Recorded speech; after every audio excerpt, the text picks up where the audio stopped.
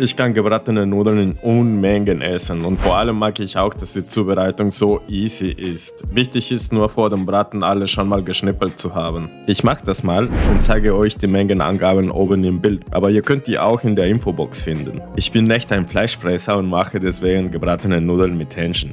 Hierbei ist es nur wichtig, das Fleisch so dünn wie möglich zu schneiden, damit es schnell im Wok gar ist.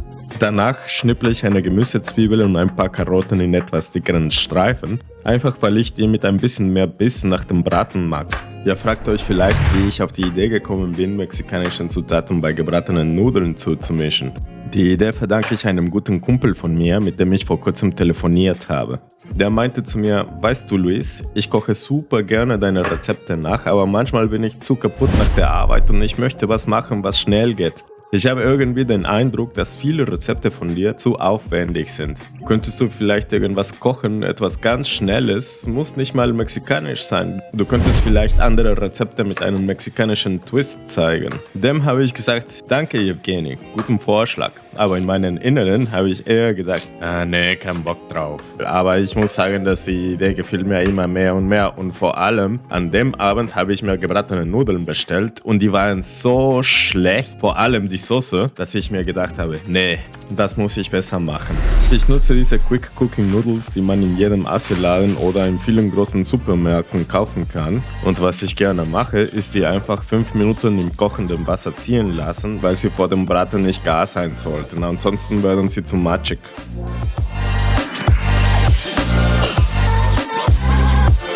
Nach 5 Minuten gieße ich das Wasser ab und nun sind wir fast soweit. Nee, das Ei fehlt noch.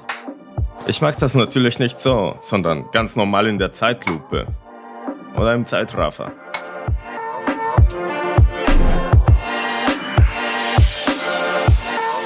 Dann den Wok ganz heiß werden lassen und die Eier als erstes dazugeben. Am besten auch sofort verkohlen, damit die nicht so fest werden. Gleich danach kommt das Fleisch drauf und natürlich, wenn ihr keinen Bock zu Hause habt, dann für eine Pfanne macht auch dasselbe. Wichtig ist, alles scharf anzubraten und nichts anbrennen lassen. Ich fange fast sofort an, die miteinander zu mischen. Deswegen war es wichtig, das Fleisch so dünn zu schneiden. Sobald es Farbe angenommen hat, gebe ich die Zwiebeln und Karotten dazu und gleich daraufhin Ingwer und Knoblauch. Ab jetzt muss der Arm immer in Bewegung bleiben. Einfach rühren, rühren und wenn es so weit ist, wenn ihr denkt, boah, das sieht schon mal geil aus, dann könnt ihr die Nudeln dazugeben. Meistens kleben die irgendwie zusammen, weil man die im Voraus gemacht hat. Und einfach aus dem Grund nehme ich immer die Zange für gebratene Nudeln, denn man kann damit alles wunderbar vermischen und rühren.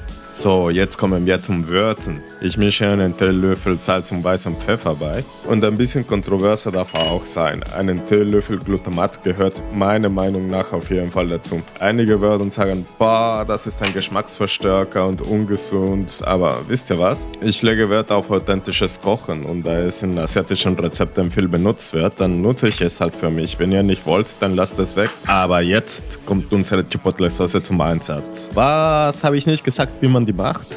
Für diejenigen, die Chipotle nicht kennen, das sind geräucherte Jalapenos und verleihen jedem Rezept ein ultra geiles geräuchertes Aroma. Man kann die entweder getrocknet oder in Marinade eingelegt kaufen, aber für dieses Rezept würde ich die in Marinade bevorzugen. Wie immer beim Chili muss jeder über die Menge selbst entscheiden, aber für diejenigen, die so nur ein bisschen scharf essen könnt, würde ich trotzdem 2 guten Esslöffel von der Marinade dazugeben, denn das integriert ein unglaubliches Aroma. Und wenn du normalerweise nicht scharf isst, dann gib nur einen Esslöffel von der Marinade. Das integriert eine ganz leichte, pikante Note, aber jede Menge Geschmack. Jetzt kommt der zweite mexikanische Akteur im Bilde, Agavendicksaft.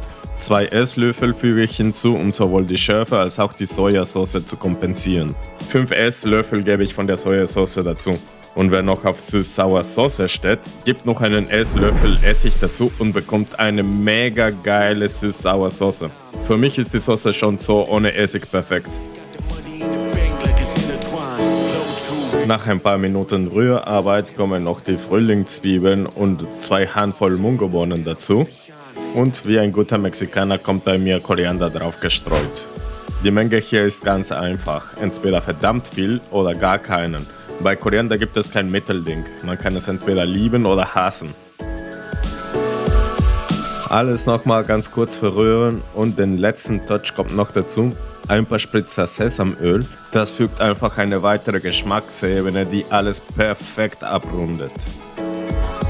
Und da haben wir sie, die besten gebratenen Nudeln mit Hähnchenfleisch, die es gibt. Ich hoffe, das Video hat euch gefallen und wenn das so ist, was macht ihr hier noch? Geht doch mal nachkochen. Aber davor lasst mir einen Daumen nach oben und abonniert den Kanal, damit ihr nichts verpasst.